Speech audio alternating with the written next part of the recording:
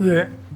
그 교수님께서는 그 한국의 미분기하학의 대가로서 유명하신데요. 예. 그 교수님께서 전공하신 미분기하학에 대해서 혹시 일반인들도 좀 알아들 수 있을 정도로 예. 설명을 해주실 수 있겠습니까? 예. 기하학이라는 것은 도형의 성질을 연구하는 과목입니다. 면이나 선을 연구하는 학문이 기하학인데, 미분기하학이라는 것은 굽어있는, 휘어있는 도형에 대한 연구, 휘어있는 곡선에 대한 연구를 하는 것이 미분기하학이라고 이야기해도 좋습니다. 예.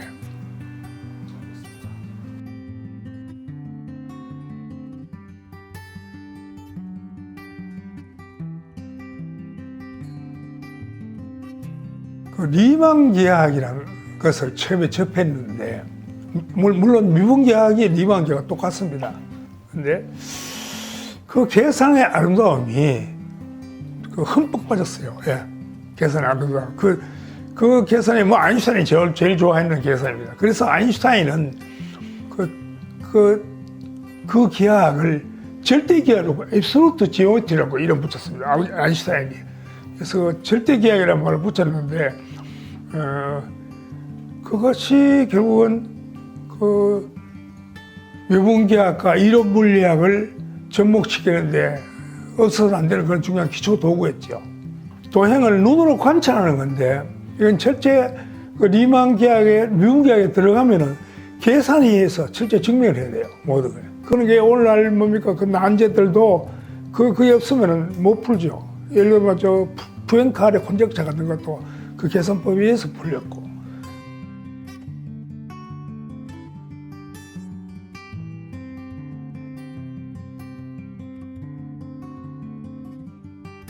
물론 야노 겐타로 교수가 가장 존경하고 그렇습니다만, 그게 지금 현재 학술원회원 박세희 교수, 이분 때문에 내가 지금도 논문을 써야 되는 겁니다. 왜 그러냐? 이 사람은 나를 대한수학회 부회장일 때 제1회 대한수학회 학술상을 날 줬어요. 그때는 내가 우리나라에서 논문을 제일 많이 썼는데, 지금 박세희 교수가 쓴 논문이 400편 넘어요. 400편 넘어요.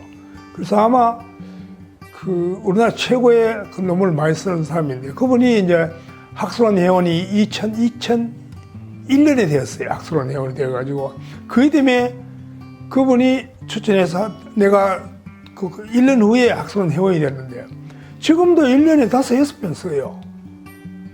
그래서 이제 에피소드는 지난번 서울대학 병원에 입원을 해가지고 몸이 아파서, 그래서 이제 병원에 있으니까 의사가 거기서 또 공부하고 있으니까 컴퓨터 가지고, 그리고 마싱을, 항생제를 상당히 주면서 집에 가라 해가지고 그렇게 하는 그 수학 광이 있습니다. 그분이 아주 오랜 동안 친구였죠. 그러니까 전국에 당시에 그 박사학위 논문 심사 같은 것도 그 같이 다니면서 광주라든지 대전이라든지 서울로 박사학위 심사 같은 걸 통해서 같이 만난 일이 자주 있었거든요. 그래서 그런 학문 교류가 있어서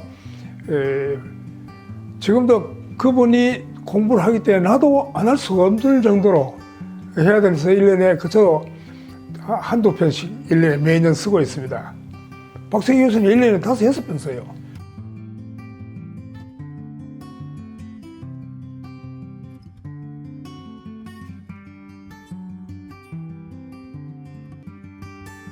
예, 굉장히 어렵습니다. 왜냐면은,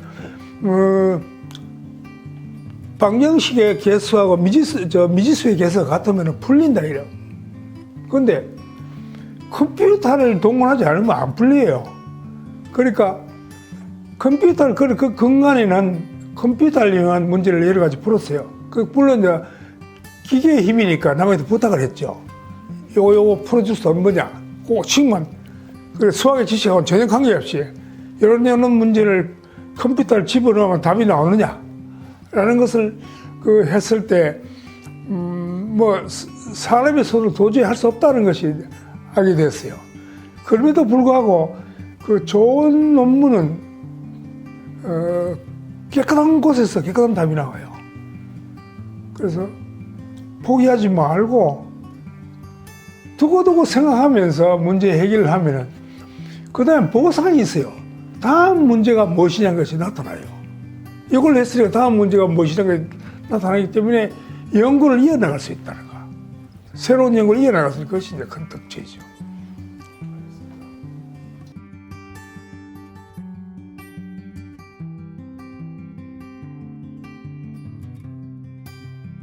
그 교수로서 출발시켜 했는 교수는 박진석 교수.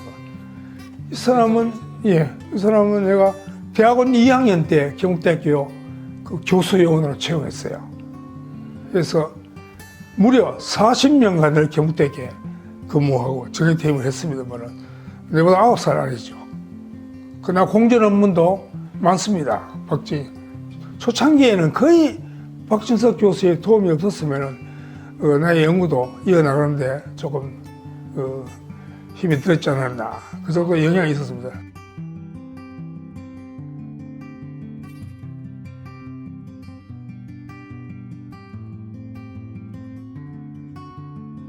예, 그분은 당시에 굉장히 유명한 교수라서 1년에 반은 외국에 다녀요. 강의하러 다니면서. 미국이나 영국이나 프랑스 쭉 다니면서. 나가면서 이제 우리 대학원 학생들한테 그 숙제를 줘요. 숙제를 준다는 게 뭐냐면 문제를 자기도 못 푸는 걸 주는 거예요. 자기도 안 풀고, 뭐 연치만 무슨 안 풀겠지만, 이래 되지 싶어가지고 미해결 문제들을 던져주고 갑니다. 추측들을 증명하라고. 예, 그러니까 그런 콘젝차죠. 콘젝차를 주면서 내가 외국 갔다 올 때까지 이걸 좀 연구하라. 근데 운 좋게 내가 그걸 하나 풀었어요, 처음에. 그러니까 그 다음에 계속해서 다른 문제를 주더라고. 점점, 그러니까 레벨업 시켜서 자기가 거의 뭐 자기도 못 풀었던 문제를 몇 개 주더라고. 그래서 그거를 열심히 이제 어떤 의미에서 질이라니까 잘 풀려지더라고. 왜냐면 그쪽에 이제 기초 지식이 축적이 되어가지고 여러 가지 이제 방식으로 이제 연구하는 길이 터졌어요. 뭐 어떤 의미에서는 운이 좋았죠. 그때 혹시 같이 연구하는 연구생들이 몇 명 정도 됐어요? 예, 두 사람이나 있었죠. 일부 사람 두 사람이 있었죠. 있었는데 그분도 다 유명한 교수가 됐죠. 아, 그러면 총 3분이서? 아니죠. 이제 세미나 매주 무슨 요일에, 목요일인가 금요일에 그 연구회를 해요. 그래 누가 한 사람이 주제를 발표하면 듣고 그런 걸 쭉 연호 교수는 없더라도 또 하는 학교의 박진석 교수의 지도 교수가 세미나를 주재해서 이시아라 교수가 세미나를 주재해서 연구회를 매주 갖고 계속해서 문제를 풀었죠. 그런데 나는 같이 가던 그 학생들은 좀 실험실에 실험하잖아요. 나는 집에 앉아가지고 매일 공부해서 일주일에 한 번씩 나가죠. 그래서 나는 매일 오늘같이 새가죠. 나는 죽을 힘을 내가지고 매일 공부하고 있었죠. 그래서 같이 우리가 30명 일본 국비여학생으로 갔는데 나 하나만 하기만 했죠. 그 야노 겐타로 교수님께서는 혹시 그 교수님에 대해서 어떻게 생각하거나 어떻게 대하셨는지? 예, 그분은 이런 얘기를 했다. 내가 기억할 때 너는 장래에 큰 사람이 되어라. 근데 큰 사람이 되어라는 얘기를 하면서 꾸준히 연구를 계속하라. 그래서 그분이 이제 한국에도 두세 번 왔습니다. 오면서도 여러 군데서 날 PR도 해주고 또 문제들도 가끔 가다가 좋은 문제들 제공해주고 그 후에 이제 제일 중요한 거는 질문 드린지 모르겠습니다만 유학 후에 3년 후에 재유학을 했습니다. 6개월간. 그때 그분이 철저히 날 다시 재교육대 시켰었죠. 그러니까 퇴임을 하셨음에도 불구하고. 퇴임하고 근데 일본에서 당시에 60세 정년 퇴임한 학교는 딱 2개 있었는데 하나는 동경대학, 하나는 동경공업대학인데 그러니까 내가 갈 때가 내가 학위 받는 해에 그분이 정년 퇴임을 했어요. 60세. 63세니까 그때 학장도 하고 이랬거든요, 그분이. 그래서 이제 뭐 아름이 있었는지 연구실 전부 다 빌려달라 이러면서 일부러 농담이겠지만 빌려가지고 옛날식으로 우리가 하자. 옛날 멤버들 그때 다 불러서 그 연구회를 6개월 있어도 6개월간 다시 했어요. 예, 그래서 그런 후속 지도가 고마웠죠. 그만큼 그때 교수님을 각별하게 생각을 예, 하셨고 그 후속 지도가 있었고 그때 박진석 교수가 그 유학가 있었어요. 그래서 세 사람 공전 업무도 있었어요.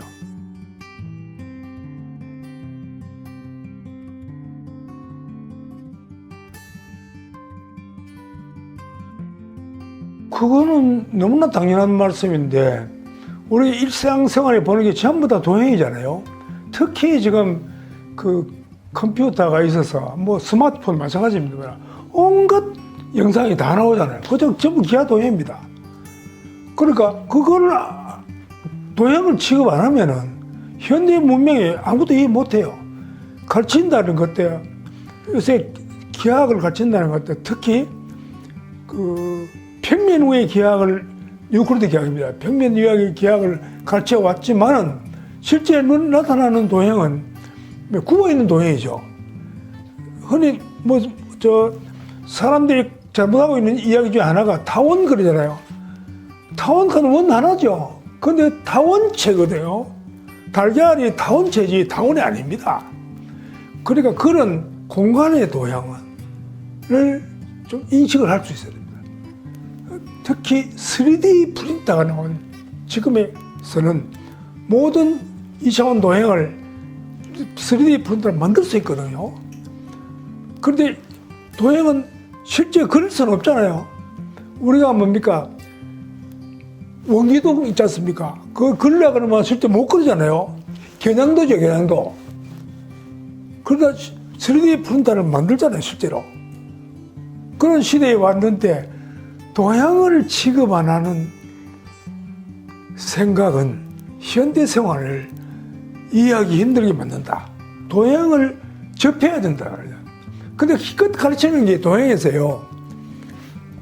입체 도형은 정육면체, 직면에서 좋습니다. 직면체, 원기둥, 원뿔, 구, 타원체 말고는 안 다룹니다. 그것조차 안 가르치면은 그러면 지금 현재 3D 프린터의 시절에 온갖 스마트폰에 나와 있는 도형, 전부 도형입니다, 이거. 선거 때 나오는 뭐, 여러 가지 그 광고물이라든지 이게 전부 다 입체 도형인데, 그 도형을 관찰하는 능력을 키워줘야 되지. 관찰해야 됩니다, 관찰. 도형을 연구하는 게 아니라 도형 관찰하는 건 눈에서 보는 도형 관찰이 그렇게 중요한데, 그거를 안 가르친다면, 뭐, 현대 생활을 포기하는 거 똑같은 거 아닙니까? 그래서 지금 현재 우리나라의 수학계에 정점이 되는 수학은 뭐냐면 산업수학입니다. 산업수학. 이로관계에 대한 뭐 산업수학이 지금 주제가 되어 있습니다. 그래서 그 산업수학이라는 건 전부 도형과 연결되어 있습니다. 예를 들면은 용수철, 도형의 방정 고등학생은 못 배웁니다. 용수철의 방정 시간 있습니다. 용수철.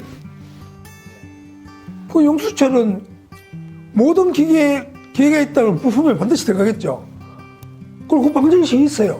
그러니까 이걸 줄이고 올리고 미묘한 뭡니까 카메라의 렌즈라든지 이런 것을 만들 때 그런 미묘한 부품을 만들잖아요. 부품이라는 건 이게 도형입니다. 이런 것도 관찰하는 능력이 있어야 된다. 자기도 모르게 관찰해야 된다. 그 도형 자체를 안 보여준다는 건 말이 안 되잖아요. 이거.